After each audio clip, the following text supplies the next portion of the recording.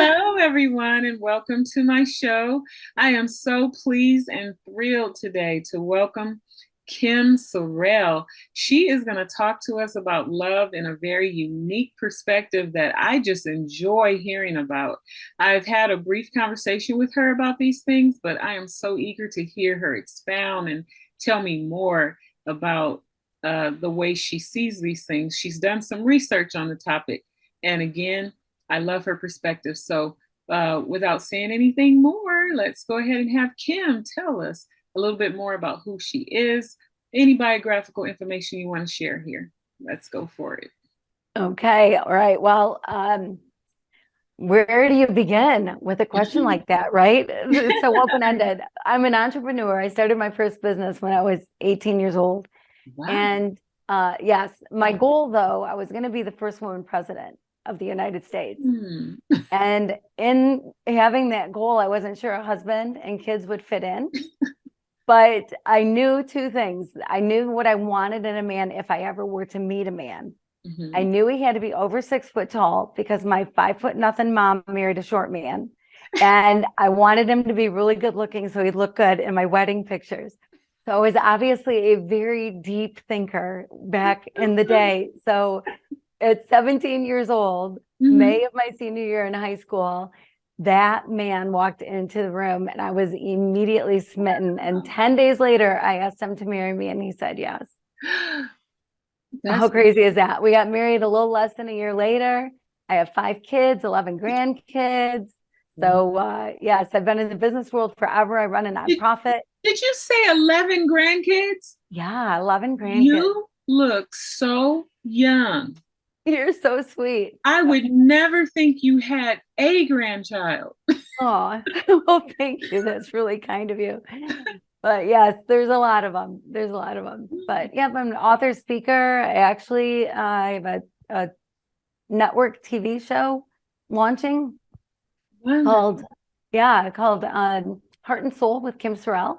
It's coming out very soon on several different streaming platforms. So anyway, that's me, I guess. Wow, that's a lot of you. I'm so impressed. Wonderful. So let's jump in because I want to certainly hear what you have to say. So, my first question is, I know that you are considered a love expert. So let's jump right into it. What's the meaning of love? What is the meaning of love? Well, just a little backstory is that I was diagnosed with breast cancer, and 4 months later, my husband was diagnosed with pancreatic cancer and passed away 6 weeks after that. And it made me question some things, and it made me question love. Like, what is love really? I want to make sure I'm doing this life right, right? And so I decided that I would go on this year-long journey, dedicate an entire year to figuring out the true meaning of love. It was sort of a eat, pray, love kind of a journey. And it was crazy. I was in Haiti most of the year. And so I was chased by a motorcycle gang. I got lost on a mile-high mountain. I mean, just crazy. I know, crazy stuff happened. Okay, wait a minute. Why Haiti I have nothing against Haiti, but how was it Haiti? Well, when I was ready to go back to work physically, after my stuff I had to deal with, with the cancer, I wasn't sure what I was going to do. And I kind of wanted to take life slow because it was so unexpected. All of a sudden I'm alone and never expected to be alone. We were going to be those 95-year-olds on the front porch on rockers, drinking lemonade and smiling at each other, whatever. Gumming each other. Yes, right. So I wanted to make sure I was doing it right. And so I used 1 Corinthians 13, love is patient, love is kind, does not envy, does not boast. And I dedicated 1 month, an entire month to each of the words. And there are actually 14 of them. So it took me a little bit longer than a year. So, but when I was finally able to go back to work, I wasn't sure what I was going to do. And I ran into a man who was running a nonprofit that my father and I had started 10 years before. And I said, hey, do you need any help? What about bookkeeping? And he's like, oh, yeah, gosh, bookkeeper. And so I started as part-time bookkeeper for this organization. And 12 days later, there was an earthquake in Haiti that killed 200,000 people. I see. So I went from part-time bookkeeper to 24/7. And within 2 weeks, I was in Haiti Wow. and then spent at least part of every month in Haiti for the next several years. Wow. I'm glad I asked you that. You are amazing. Okay. And I interrupted your thoughts. I don't know if you finished where you were going with that, but you were talking about being a love expert, and did you basically finish everything you wanted to say? Oh, well, I've got plenty to say, but it'll come I up mean, in about that, conversation with us. that question. We already know it'll come up with us, so it's okay. Okay. So tell me about your book, Love Is, which chronicles your study on the topic of love. Love is not a unicorns and rainbows kind of a love book. Hmm. I start each chapter with what I think it means. Like we know what patience is or kind, some things seem so obvious, right? Mm-hmm. And then I finish each chapter with what happens in Haiti, the story that happens, whatever it is that God hits me over the head with to finally understand that principle of love, that word, that phrase. And so it tells the stories and what I learned. And so it's nitty gritty, down and dirty. I mean, it's the real life, what happened and what was going on during that time. Wow. So, Love is chronicling your story and your research and all of it. Okay. Yes. What are one of the things that you found out that was just wow? Well, every month was wow for me. And had I even stopped at just the first month, it would have been wow. But I learned things about love in general. Like there's an umbrella, definition sort of all love, but like in particular, the very first month, love is patient.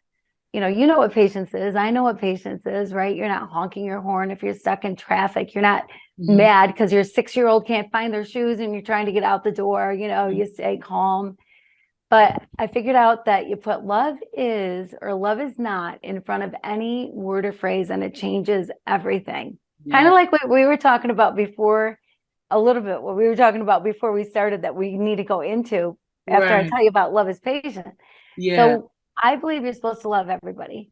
We've been told we're just love people. How much freedom is there in that to just love people? It's your only job. Your job is not to judge or condemn, right? Your job or fix people. It's not our job to fix people. Our job is to love people. So in that, you love everybody. And so whoever you're with, you're showing them love that is patient by realizing that this is the most important moment of your life. What's in the past is in the past. What's in the future is yet to come. This is the moment. And when you recognize that, then you engage fully. Then you are fully present. And I'll tell you, this did not come natural to me at all. I stunk at this.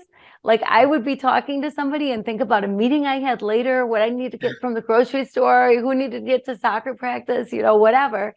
And think that I was hearing what was being said. And really what I was hearing was what I assumed was being said based on some label I put on somebody or whatever. And love doesn't have labels. So love that is patient, you are fully there, fully engaged. And it opened up my ears. Like I hear things I never would have heard. Wow. And it just changes everything when you're fully present. And you can tell, right? When somebody's 100% there for you, you can tell. You can tell if somebody's distracted or if they're there. And there's no love in distracted. The love just isn't there with distracted. That's amazing. And while I was listening to you, I was thinking about some of the things that I've thought about that phrase, love is patient. I feel like I've had places in my life where I've been challenged to be patient in areas that really me, Pamela, I feel like you shouldn't have to be patient in this area. Like, patient in sickness while you're waiting to be healed, patient in those tough situations in life. And love is patient. So if I believe, and this goes back to something I started sharing with you before, my aunt and I are prayer partners, and we discuss things. And this very morning, we were having a chat about God's love. And I was sharing with her that the more I understand, the more I have a revelation of how much God loves me, it makes everything okay. It doesn't make bad things go away, but it makes it okay because God loves me. So I was given the analogy of um, when you're with a parent, let's just say that you have some extreme poverty. You don't have any food, you may not have enough clothes, but you're there with your parents and you know they love you. So even though you're having this struggle, it's still kind of okay because those loving parents are there and you kind of know, they love me. So they're going to figure this out. They're going to figure out how to feed me because they Yeah, love me. exactly. I'm hungry right now, but eventually they're going to figure this out and I'm going to have food. Right, right. And I was relating that to even God when we're having a situation that's uncomfortable or really hard. Um, I'm there with my parent, God, and He loves me. That I know, He loves me. So I'm having this tough time, but He's going to figure it out. He's going to help me. He's going to get me out of this situation. He's going to show me how to get through the situation. That's what we were talking about. And so when I shared just now about love being patient, even in a storm or a trial or a test, love being patient is not just about will you listen without being distracted. That's a big one because how many of us feel like, are you even listening to me? Are you with me? I'm pouring my heart out and you're doing something else. That's a huge one. But I also attribute it to stuff like it has nothing to do with other people, just me with myself, understanding patience with difficult things that I'm facing.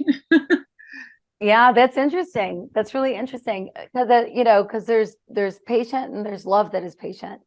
Mm-hmm. And what you're describing, I think is I'm happy that you just said that because I think all of the things about love also have to do with life in general. Mm-hmm. And so, it's hard to think about you having the flu and thinking I have to patiently wait to get rid of the flu.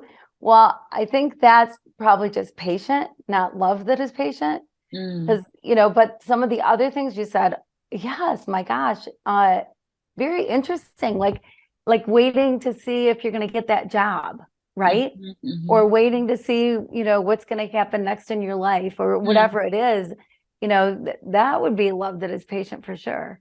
Mm-hmm. Yeah. And God is love, right? I mean, in John, it says that God is love. God is not that God loves, but that God is love. And we're created in His image, which means we're love too. And that's a big thing that I learned is people like to think of love. I used to think of love as more of an emotion, a feeling. And then I realized it's so much more than that. If you watch a scary movie, I don't know if this has ever happened to you, but watch a scary movie and then that night you hear every bump and creak and everything, right? And you're so afraid. And fear is an emotion, but you don't live in it. You don't live in it. The next night you're better. You're a night away from the scary movie and you're okay. You can sleep. But love is something you live in. Love is something that you don't hang up at the door ever. Love is something that you are. How you choose to live it is completely up to you. But you are love. I mean, love is who we are. Yeah. And I guess I'm taking what you're saying. Like when you say God is love, that's kind of the way I'm thinking about it too when I describe, waiting to get out of a bad situation. love is patient, meaning love as God. God is patient. And when I understand his love for me, it helps me to be patient and to understand that this loving God, this God that who is love, is going to meet that need. So true. So true. Yeah, I um, love that. I Yeah. um, I want to hear more though of your perspective because I got all excited about it when we had a brief conversation a few days ago. Um, so what compelled you? Actually, I think you may have touched on this, but maybe you can tell us a little more. What compelled you to research love?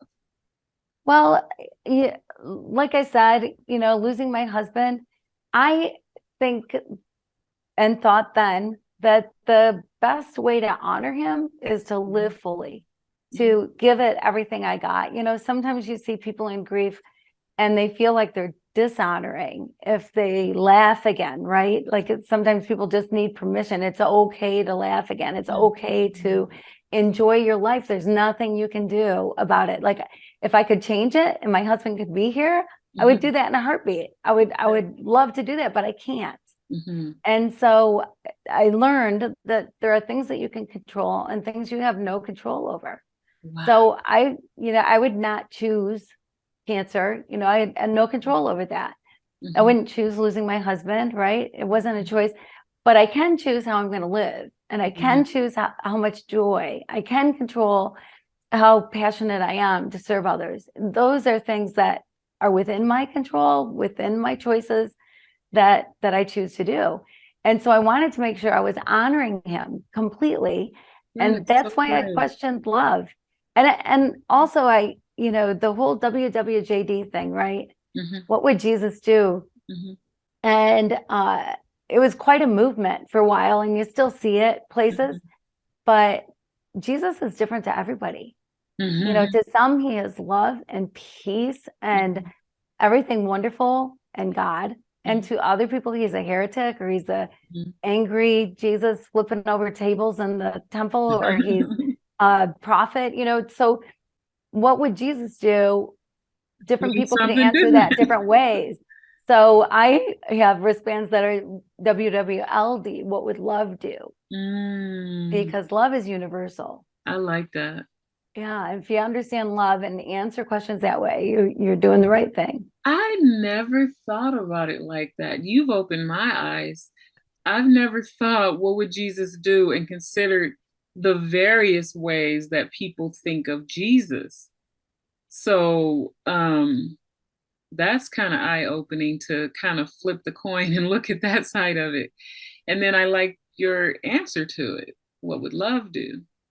That's Mhm. great. And everybody understands love to some degree. Right, right, right.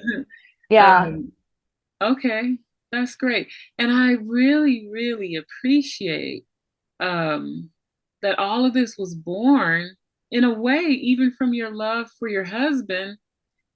He kind of inspired you to move down this path in honoring him.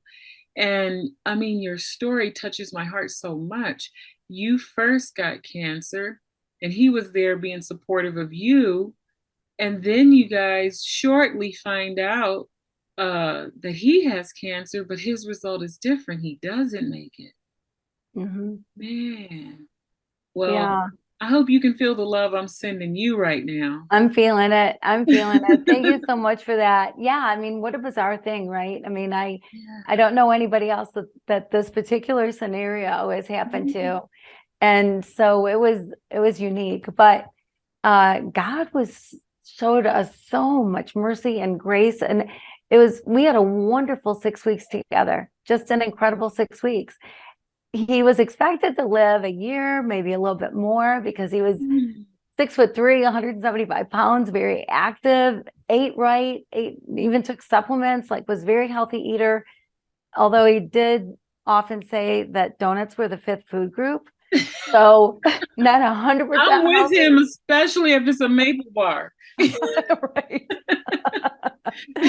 Yeah. So, but he was a healthy guy. And so they thought it would be a lot longer than 6 weeks.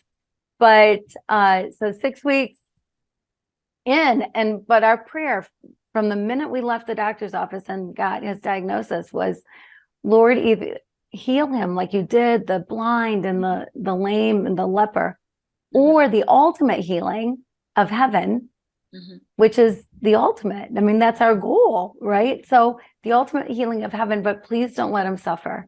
Yeah. And he had a great 6 weeks. We watched Cash Cab and played gin rummy and did whatever. I mean, we just had a great time. And it wasn't until the very end. He woke up on a Sunday morning and he was in pain. And I called the hospice nurse because it had been totally controlled before then.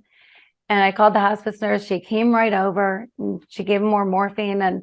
And he was sitting on the edge of the bed because laying down hurt. And so I was behind him, holding him from behind because I didn't want him to fall off the bed.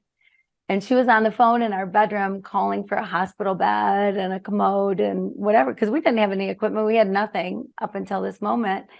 And I said to her, do I call my kids? What do I do? And she said, no, you got lots of time. And I said, are you sure? And she's like, oh yeah, weeks for sure.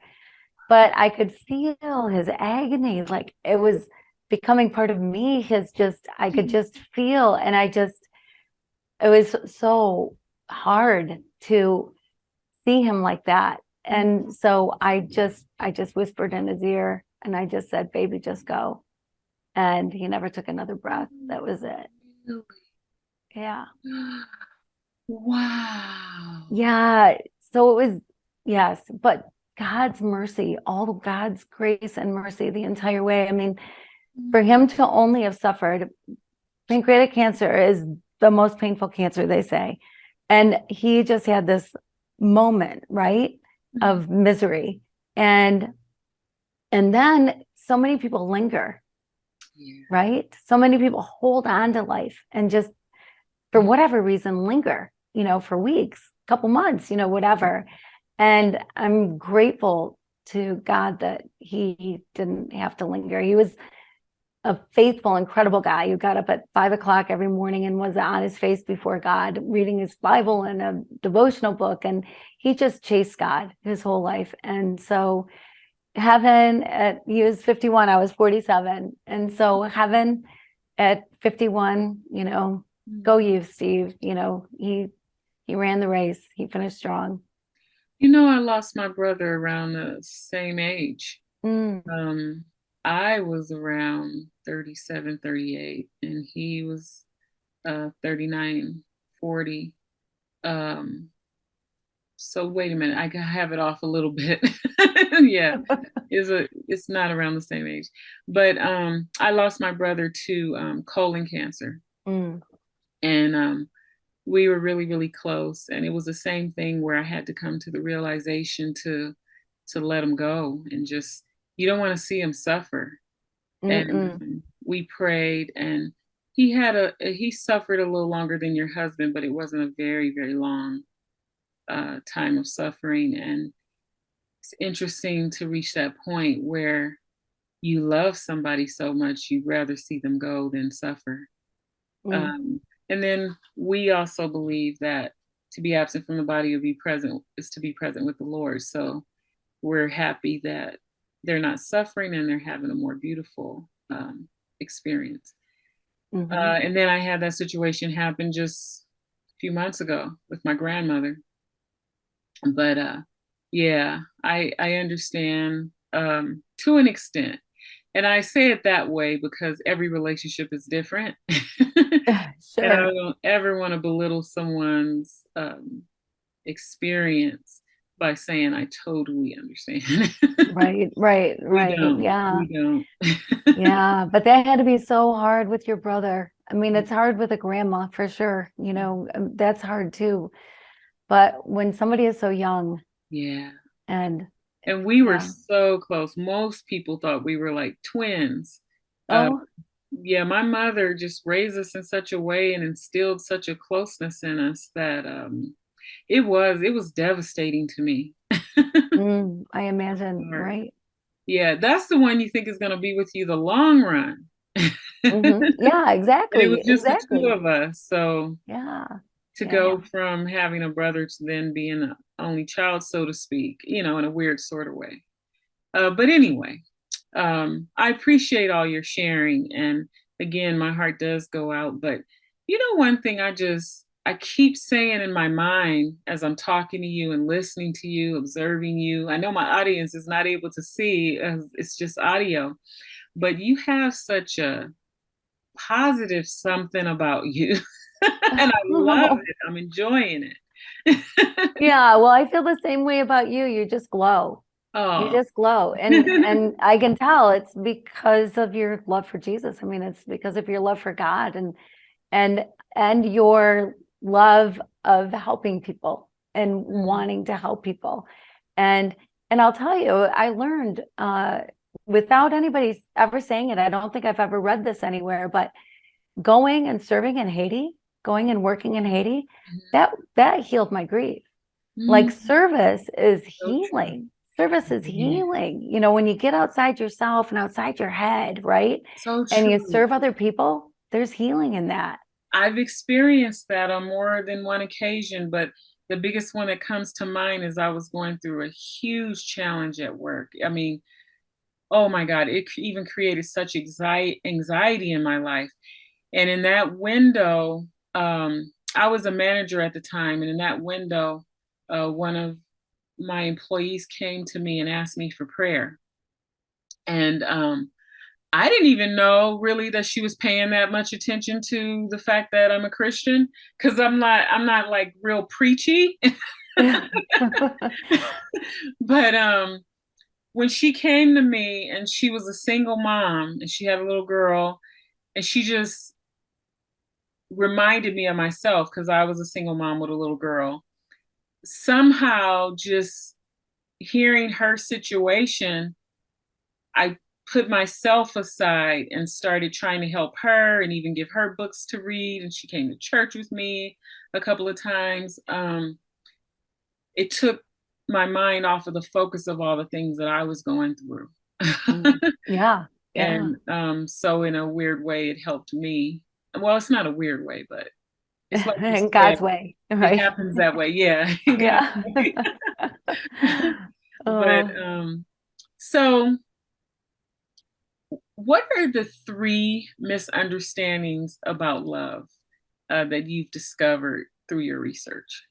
yeah. Well, I really discovered more than three, but the kind Hmm. of three majors or three that we can touch on today. Okay. One is that you often hear love is a two-way street, right? You hear that? Hmm. It's not. Love is a one-way street. Love is on you, period. Yeah. When you brought your daughter home from the hospital, you had total control, right? Yeah. You decided when she ate, when she had a bath, when she went down for a nap. And Hmm. then 6, 7, 8 months later, all your Tupperware is all over the kitchen floor and pots and pans are banging like Hmm. crazy. And you realize you've lost control and you never get it back again because we control nobody but ourselves. We Right. only control ourselves. So when you give love to get love, that's like, I give you money, you give me a pair of jeans. It's a transaction, and love is not a transaction. Mhm. Love loves, period. If Yeah. you give love to get love, you're setting yourself up for failure. You're setting yourself up for disappointment and loneliness and Right. aggravation and stress. Love is 100% on you. It's 100% on you. You love because that's what love does. If you love to get love, you're setting yourself up for heartache and loneliness and failure Hmm. because you have no control over the love that comes back to you. Love Right. is special in that it comes back, but it could come back different than what you think. And so you give love, period. Love is a one-way street, period. Yes. I Yeah. love that. Love gives without needing to get something back. But the funny thing about it is, you do get something back. Right. It may not come from the source where you showed the love. Absolutely. Absolutely. Which, yeah, yeah. Love has no expectations, Hmm. zero expectations. So you give love, period. Love is kind. You do kind things, you say kind words, you are kind because love is kind, right? So, but sometimes you might hear someone say, oh my gosh, they didn't even say thank you or kind, with zero expectation of getting anything in return. Yes, love is kind. And what's your number two? Love is not an emotion. It's not a feeling, like we talked about. So when you find your one and only, just as an example, you find your person, oh my word, you're head over heels, right? Butterflies in your stomach. Can't wait to walk down the aisle and say I do. And you love him so much. And then you do that. You say I do, and you get home from the honeymoon and he leaves his dirty underwear on the bathroom floor. And you're like, why did I marry this barbarian? Do I really love him? Right. What am I thinking? Well, you don't withdraw your love. You don't love the dirty underwear on the floor. That's just something he did. Right. You love the person. Yeah. You love the person. You might not always agree. It's okay to have different opinions. It's okay to think differently. Those things are okay. You might not like things that everybody does. You might not like some people. You might not like them, but that's okay. Then don't go out to coffee with them, but you can still love them. Right. So keeping the perspective of you love the person and you don't withdraw your love because he left his toenail clippings on the living room floor, right? I mean, those really? are things. I can't with that one. That one's tough. He's trainable. He's trainable. Okay. Okay. Those are the things you get over. Those are the little things to deal with, but your love should not be dependent on whether or not he does things that you don't like. You both come from different households. You both come from different sets of rules. My husband left the cupboard door open. He left them open all the time. And I'd go behind him and shut him. And I'm like, why do you leave them open? Well, I go over to his parents' house and they're all open. So that's what he was used to. He wasn't used to shutting the doors. He said, well, it's so much easier. They're open. You just grab something because they're already open. Well, yeah, well, the kitchen looks like it's a little messy when they're open. It's nice to have doors. That's why you have doors, for goodness sake. And so anyway, so there's things like that you work through, but your love should not be dependent on that or withdrawn because of that. Just always keep in mind that it's people that you love. It's people that you love. So you can't divorce over the open cabinets. You shouldn't. Absolutely should not. No, you work on it. You work on it. Yeah. So what's the third thing? So the third thing is you do need to love yourself in order to love other people. But I think sometimes people think of loving themselves as pride, arrogance, selfishness, whatever word people want to put on it. But the reality is, if the Mona Lisa went up for sale, who knows how many millions and millions of dollars it would go for, right? It's because it's a one-of-a-kind masterpiece. And so are you. There's never been anybody exactly like you. There never will be anybody exactly like you. Nobody has walked in your shoes. You are the only you. And you are created in God's image. You're created to be who God wants you to be. So there's freedom in living who you believe you're created to be. And there's freedom in letting people live who they're created to be as they let you live who you're created to be. So as women, we're so hard on ourselves, right? We look in the mirror, we're upset about the way our hair looks, or we look at another woman who's on the cover of a magazine and why can't you look like her, whatever, why don't you have that body? But it's the world that's decided what's attractive. It's the world. God decided you are attractive, that you are beautiful, that you are a one-of-a-kind masterpiece. That came right from God. He created you. And so embrace that. When you embrace the fact that you are special, that you are one of a kind, created in his image, and you can look yourself in the mirror and look yourself in the in the eyes, just look straight at yourself and say, I love you, which sounds odd. But if you do that for 30 days in a row, tell yourself, I love you. No matter how you feel today, 30 days from now, you're going to feel differently. Right. And when you can do that, so it's not a selfishness, it's a recognition. You're recognizing yourself for the beautiful person that you are without comparing, without judging. You know, other people are who they are. That's the way the world works. We're all different, which is beautiful. That's a beautiful thing. That's a beautiful thing. So with love, there's no room for judgment, no room for condemnation, no room for racism, ageism, any other kind of ism. There's no room for competition. Right. There's no room for that. You recognize that you're special, and so are they. And people, as passionately as you believe something to be true, somebody else might believe it equally as passionately the opposite thing, the very opposite thing. Right. So it's not your job to fix people. You know, like I was the queen of that. Oh my word, the queen of unsolicited advice. Like I thought, I'm looking at people's lives and I'm going, well, if he just tried this, and I didn't have a problem telling him, you know, have you tried this? Because this is what would work for you, you know, from the outside looking in.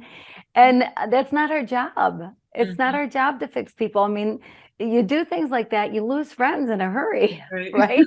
Because people don't necessarily think they're broken or want, you know, they'll ask for your advice if they want your advice, but it's not your job is to love, just to love. I love what you're sharing because on one hand, you're saying, look in the mirror and say, I love me. And you're saying that's not arrogant, that's not prideful. No, I agree with you. That's very healthy. Because I think the starting place for loving others is first loving yourself. Even the Bible says, love your neighbor as yourself. Well, if you don't love yourself, you can't love your neighbor. And if you hate yourself, that means you're going to be pretty awful bad with your neighbor. So true. All that disgruntled, bottled up negative energy, you're taking it out on other people. Right. So when you have a healthy self-concept, that spills over onto other people too. And I think that's why we're enjoying each other's company so much today. We like to spill over. Yeah, spill it over. Exactly. You know, I think about like if there was the most beautiful pumpkin pie, just the most beautiful one you've ever seen, right? And you love pumpkin pie. And there is the most beautiful one that has ever been created. And it was created not just was the crust made from scratch, but the pumpkin came right from a pumpkin and then added to other ingredients to make this great pie. And the creator of this pie not just did the crust and not just did the pumpkin, but actually made the dirt that the pumpkins grew in, made the vine that the pumpkins grew on, made everything to go with it, made it rain so the pumpkins would be healthy and everything to go with it, and created it. That's not the easiest thing, right? Created this incredible pumpkin pie. So if you look at that pumpkin pie and try that pumpkin pie and you go, man, this is the worst pumpkin pie I've ever had. What are you saying? You know, it's the most beautiful, most delicious pumpkin pie. So if you say that to yourself and you say, well, you know, I'm not beautiful, I'm not whatever, that's like saying to God, you're not good enough. You didn't do right by me. Like I got in the wrong line or something happened. So something's not right because you didn't do it right. But you know what? God is perfect and God did it right. God got it exactly right. You're exactly who you're supposed to be. Exactly. Yeah. And you were making me think a little while ago when you were talking about how we're uniquely made and designed. And even if we look similar to each other physically, we have all this whole different set of circumstances and experiences and family backgrounds that we come from that's giving shape and making us think a little differently, and all of this stuff that contributes to who we are. And I was thinking about that the other day, and I said, you know what? We are as unique as our fingerprints. Our fingerprints are a sign of a larger thing that's going on about us. I love that. That's so true. Yeah, it's so true. And it's a beautiful thing to be unique. Mm-hmm. And let other people be their uniqueness, because sometimes it can be so easy to say, well, I love everybody. I love everybody. But those darn Democrats, or I love everybody, but those Republicans, right? Well, then you don't love everybody. And they're individuals with names created in God's image, and they are special. And they belong to a club, they belong to a group, but that's not who they are. God didn't say, go join this group, you may not agree with their views, but you can love them. Yeah, exactly. You don't have to agree with everybody. It's okay. And that happens all the time, but boy, do we get bent out of shape when the group or the club is called Republican or Democrat. But we negotiate that all the time. We have dear friends and family members. We don't like everything about them or the way they do certain things, like you were describing the closing the cabinets or not. We don't like the action or something that they might do, but we love them. Right. So, love people. That's what it is love people for who they are. You said during a previous conversation that we're taught a warped sense of love. Elaborate on that a bit. We are. I mean, there are so many things that are done in the name of love, said in the name of love, that are absolutely not love. Like if you're raised in a home where your parents are not happy together, and that's what you've seen is a marriage, chances are so much greater that you go into a marriage and your marriage will fail. Right. Because that's what you've seen as love between a man and a woman. My parents fought all the time. And I was determined that I was not going to fight. In fact, my dad spent more nights on the couch than he did in his bed. And so the first fight I had with my husband after we got married, I said, well, you're sleeping on the couch. And he said, why? I've got a bed. And I went, oh, yeah, I guess that makes sense. You should sleep in the bed. But I did not want my parents' marriage. And so you can get away from that generational anything going, but you got to be determined to do it. That's true. So even the way that we're raised as kids and the love that we're shown or not shown, and understanding it as love. And because sometimes people put conditions on love, and love is unconditional. Love has no conditions. You don't love somebody if. You don't love somebody because. You don't love people that way. You just love. You just love. And that makes me think of people who've been like sexually violated.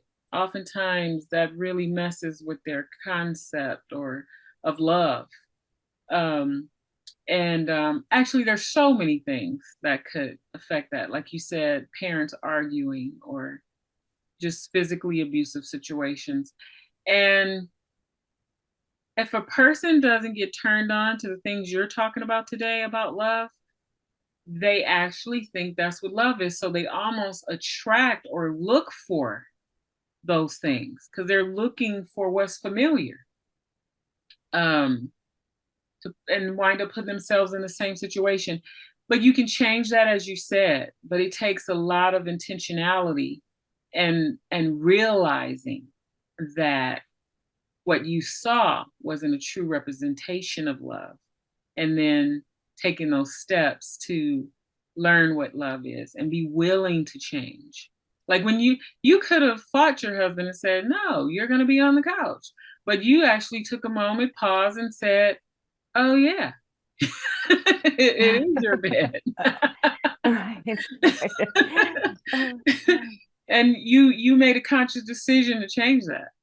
It might not be your parents that demonstrate love to you poorly. It might be other relatives. It might be teachers. Sure. It could be other kids. It could come from all kinds of different places. Mm-hmm. And so your idea of love and what love is can be whatever it is, based on however you've been shaped and the shoes that you've walked in. And, you know, every day leads us to today, right? And so if you can learn what love really is, because all you have to do is love people. It's all you got to do. Yeah. Just gotta love people. Mm-hmm. So you said during a previous conversation that sometimes the most loving things, or I want to say it differently actually. You also said previously that sometimes one of the most loving things that someone can do is walk away. Help us understand that a little more. Yeah, absolutely. I mean, I think that's one of the things that it can be easy to get wrong about love. Mm-hmm. is we feel like, oh, we said a vow, so we have to stick it out, you know, or we've been with them, and so we got to stay, even though you're being abused physically, mentally, emotionally, however it is, or whatever is going on, or he's addicted to porn, or, you know, whatever is going on like that. Love would say, walk away.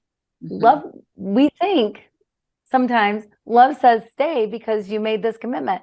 No, love says walk away, because by staying, you're enabling that person to continue in that behavior. Mm-hmm. You're not helping them at all. You're not helping them to change. The most loving thing you can do is walk away. It is, oh, you have permission, and please walk away. Walk away from bad situations. Not easy, but do it. Do it. If you really love, do it, because that's what love would do. Wow. Mm-hmm. So, what would you tell your 15-year-old self about love? I would say that love has a lot love is a lot more than how tall somebody is or how handsome they are.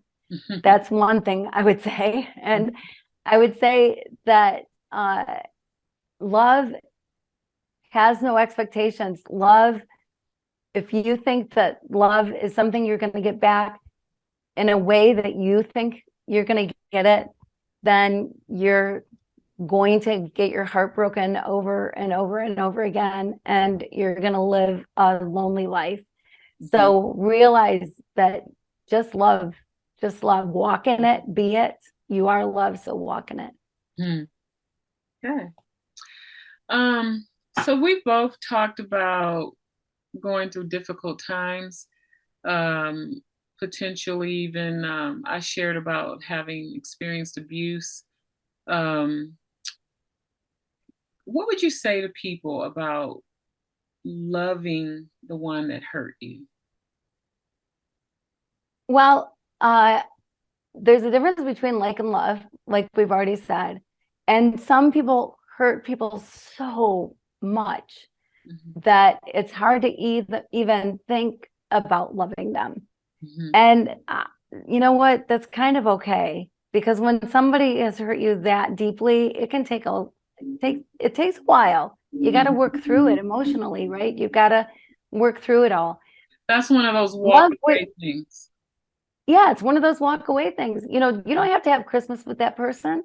Right. You know, I've got a good friend who her mom married a man, and her stepdad was abusive to her.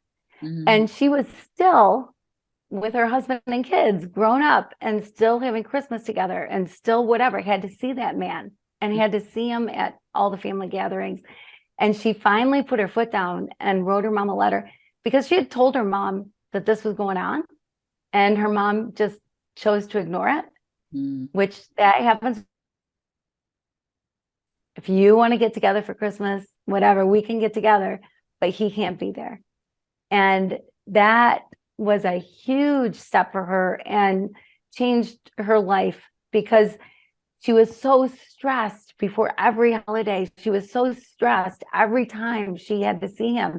Like everything comes flooding back. I mean, I'm sure you have that happen, right? Where all those bad feelings, all that crap comes back when you see the person who has hurt you, or the place, or the whatever that just brings it on.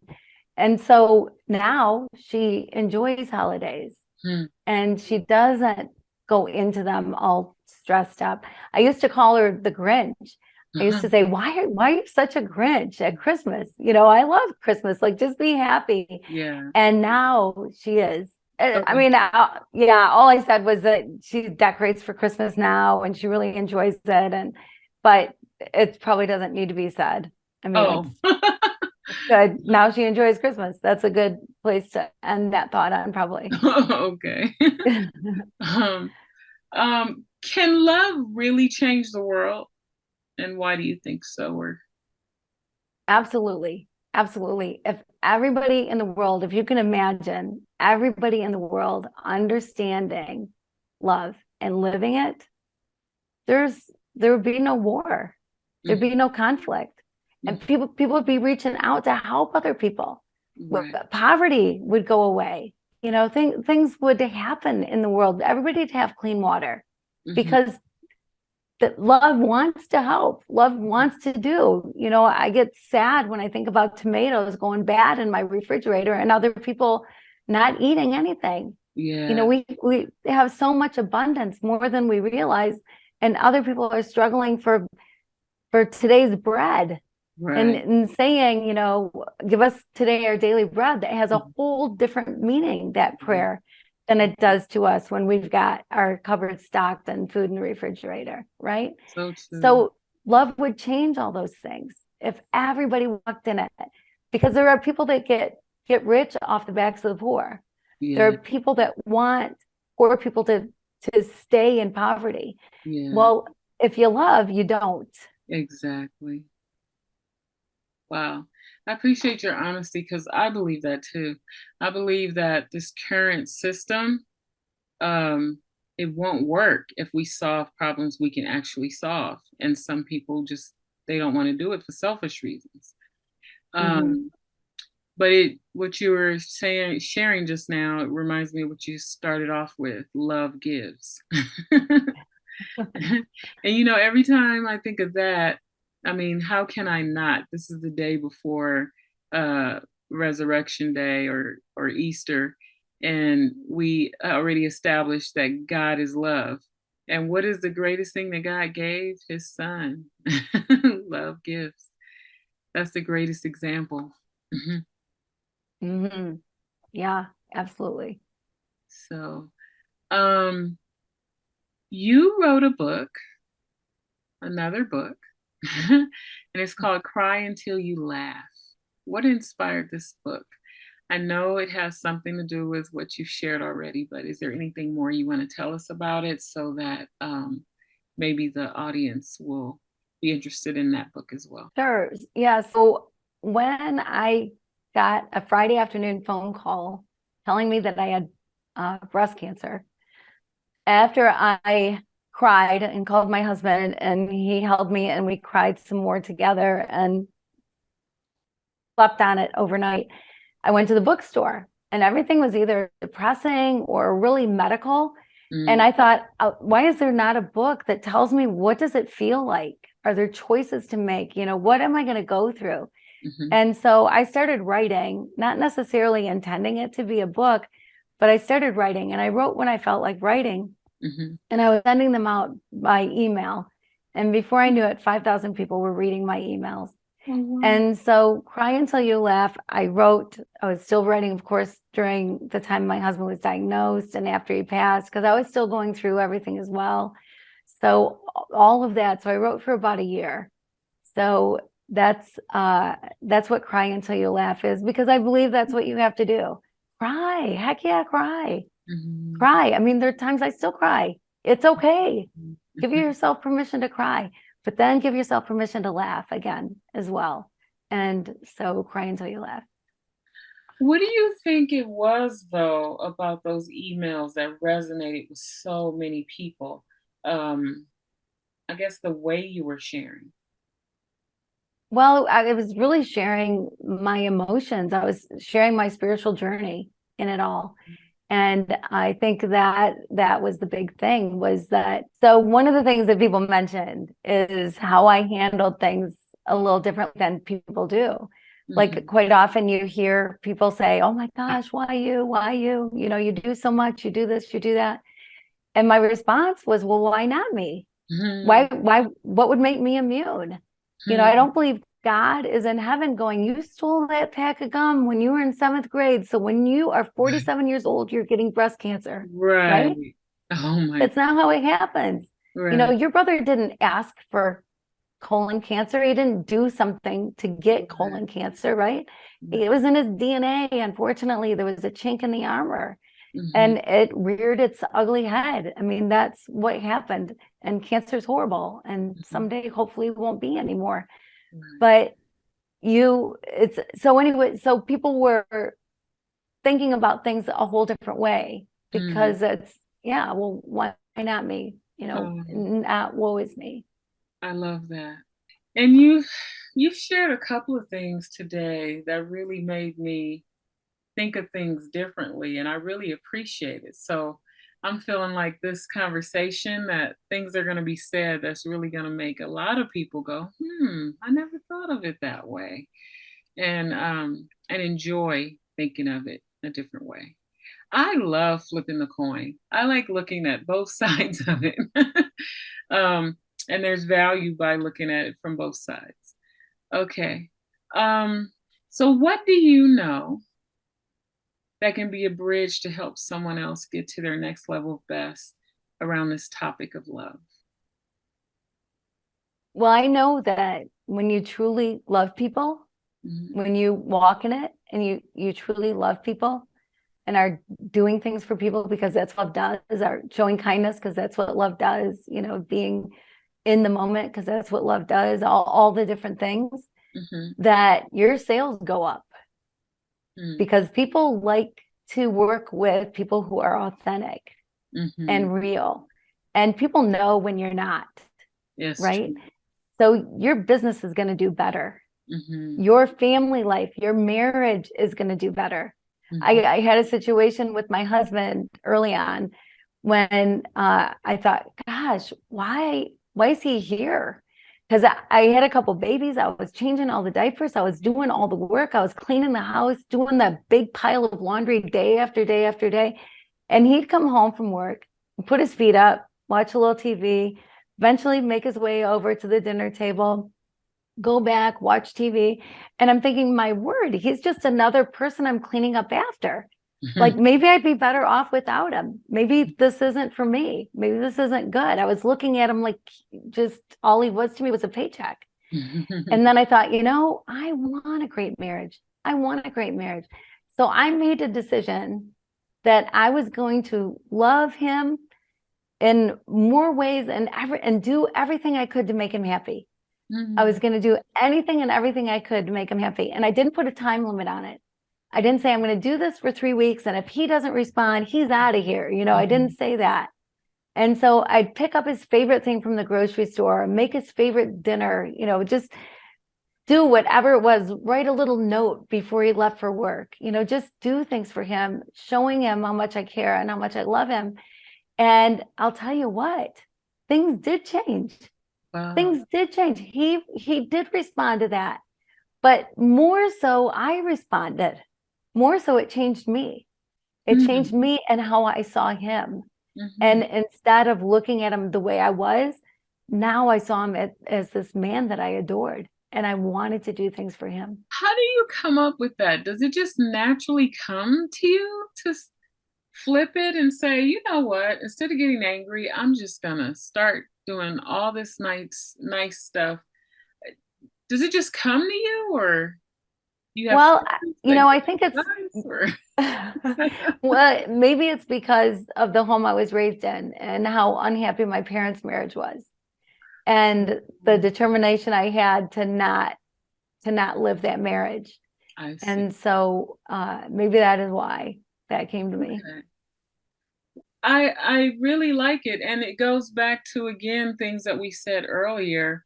We are our own unique individual selves, and experiences and stuff shape who we are and the way we see the world, the choices we make. And you're making all these great choices that's making your life better, and now you can share with other people and it can help make their lives better, all stemming from you didn't have the best model growing up. So it's funny how, and I think as we get older, we see more and more how our not so great experiences, if you deal with them in the appropriate way, it can become something beautiful, um, by learning the lesson and maybe even just helping others. Yes, because no one's going to understand. No one's going to understand it like you, right? Whatever it is, no one's going to understand it like you. Like people can sympathize, people can show empathy, and think that they can put themselves in your shoes, but they can't. Right. But like for me, after my husband died, I got together with other women that they lost their husbands right around the same time. And that was a wonderful thing to do. To know you're not the only one, you're not alone, and there's a light at the end of the tunnel. Right. So this is a question I ask all of my guests. It's the last question. Which one final gem can you leave with our audience today? If they forget everything we've said, this is the single most important thing. Please hold on to this, people. I would say love the person. Separate the person from the actions and love the person and get back to that first love. Get back to it. There's a reason you said I do. There's a reason you guys became best friends. There's a reason that you love your neighbor, right? Get back to that first love. Remind yourself, get back to it. Get back to it. And I like what you said earlier too. Always ask, what would love do? Give back to that person. And I want to throw out there with that, always ask, what would love do? So this is the point where I have my guests share any information you would like to share about how my audience might contact you, get your books, etc. Go for it.